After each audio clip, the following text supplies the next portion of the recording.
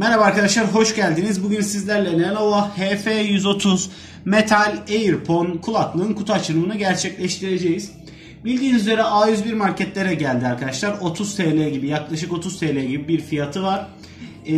Kulaklık içerisindeki özelliklere baktığımız zaman Stereo Sound, yani çift taraflı ses özelliği, Metal Air kasa, yani metal bir kasa olduğundan bahsediyor. Yalnızca metal kasa arkadaşlar, şurada görmüş olduğunuz kısım. Silikon kulak kabı ve çağrı açıp kapama gibi özellikleri var diyor. Yani mikrofonu da içerisinde dahil diyor. Biz bu üründen 2 tane aldık. Diğer ürünümüz arkadaşlar yaklaşık bir 15 gündür falan kullanıyoruz. Hani size daha iyi fikir, daha iyi tecrübe sağlamak için, anlatmak için. Burada dikkatimi çeken bir nokta var arkadaşlar. Bundan size bahsetmek istiyorum.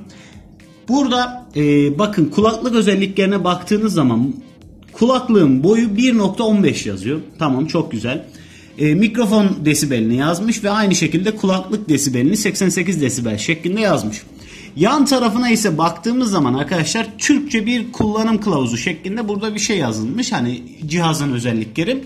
Burada baktığımız zaman kablo uzunluğu 1.20 santim diyor.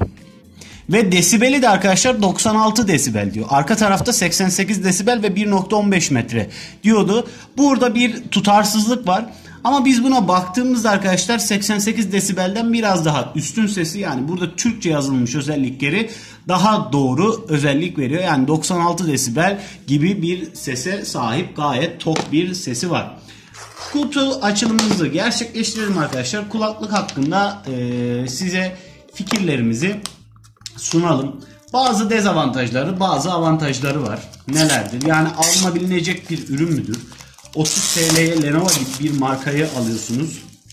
Bence hani Lenovo'ya 30 TL az gelebilir. Yani bir Philips kulaklık kadar kaliteli. Şimdi arkadaşlar baktığımızda içerisinde 4 tane silikon kulak kaplarımız var. Bunlardan 2 tanesi küçük, 2 tanesi büyük. Zaten içerisinde de, kulaklığın içerisinde de gelmektedir. Dezavantajlarından biri, bu şekilde mikrofonu yapmaları biraz büyük olmuş arkadaşlar. Hani daha küçük bir tasarım yapılabilirdi. Yani daha şık bir tasarım yapılabilirdi. Hani JBL'ye baktığımız zaman daha küçük. İşte mesela daha önce aldığımız FreeSound bir kulaklık vardı. Onunla da daha güzel tasarımlar görmüştük. Bir de bütün videolarımda söylüyorum, kulaklık videolarımda, şu kulaklığı artık 90 derece yapın diye. Çünkü spor yapan biri ya da gece yatan biri, kulaklık girişi alt tarafta olan bir telefona sahip olan bir kişi artık bu girişi kullanamıyor arkadaşlar. Yani 90 derece olursa daha kolay bir şekilde telefona takıp kullanabilir. Bu bir dezavantaj. Buranın büyüklüğü bir dezavantaj arkadaşlar. Bir de kablo ince biraz. Yani bu mesela gece kulaklıkla uyuyanlar varsa kopma ihtimali ya da ses kaybolma ihtimali yüksek. Ondan dolayı kabloyu da biraz daha kalın ve sağlam bir şey yapılabilirdi. Şimdi bir de kulaklık başlıklarına bakalım arkadaşlar. Buradan çıkarmak için herhalde koparmamız gerekiyor kulaklığı. Dediği gibi arka tarafları metal. Tabii ön tarafı plastik. Burada sevdiğim bir şey, Philips'te de gördüğümüz bir şey arkadaşlar. Çok güzel bir çalışma. Kulaklığın şekline göre girişlerinin olması gayet güzel, gayet kullanışlı. Bakın buradaki ovallik size güzel bir kullanım sağlayacaktır. Genel hatlarıyla buradaki metal koruma, içerisindeki metal korumayı da görebiliyor musunuz bilmiyorum ama içerisindeki metal korumada güzel bir tasarım olmuş. Yani ürün alınabilir bir ürün mü? Yani Lenovo'nun bir kulaklığını 30 TL alıyorsanız arkadaşlar, güzel bir ürün. Dediğim gibi 15 gündür ben bu kulaklığı kullanıyorum. Çağrı işte konuştuğunuz zaman karşıdaki kişiyle mikrofon sesi gayet güzel. Karşıdaki kişinin sesi de size gayet güzel geliyor.